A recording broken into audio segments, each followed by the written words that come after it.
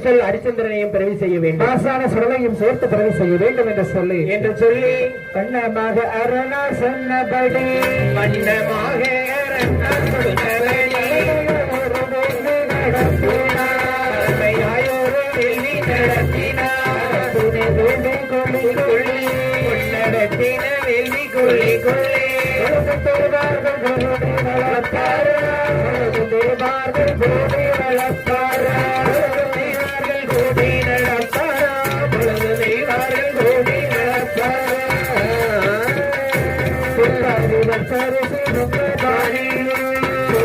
பச்சரி புத்த பானையோ குலையும் இளநீர் கருக்குடனே படப்பிட்டு பரிசத்துடனே பரவிட்டு தகசு வளர்த்தார எங்கும் தொலைகிற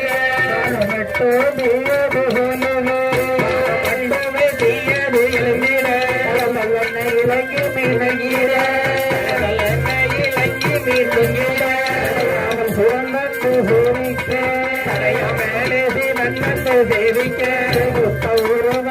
தண்ணிலே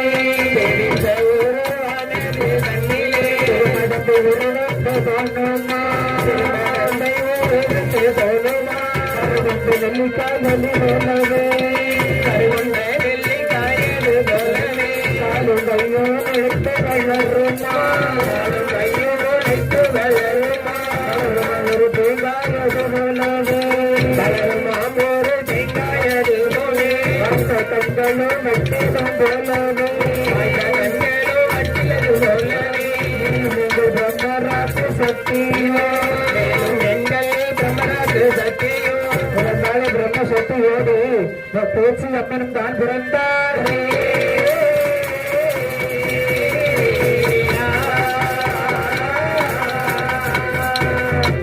இப்படியாக அந்த வேண்டுகளுக்குள்ளே ஆமா பச்சரிசி சர்க்கரை இப்படி அந்த குருதவசி ஆனவர் பூக்குலை இளநீர் எல்லாம் வைத்து அந்த பச்சரிசியும் சர்க்கரையாகவும் அது ஒன்றாகவே திரட்டி வேள்வி குழியானதிலே போடும்போது ஒரு நெல்லிக்கனி அளவு வளருது. அப்படியே அந்த உருவானது அப்படியே வளருது, ஒரு கடுகு போல வளர்ந்து ஒரு தேங்காய் அளவு வளருது, ஒரு எலுமிச்சங்கனி போலவே வளர்கிறது.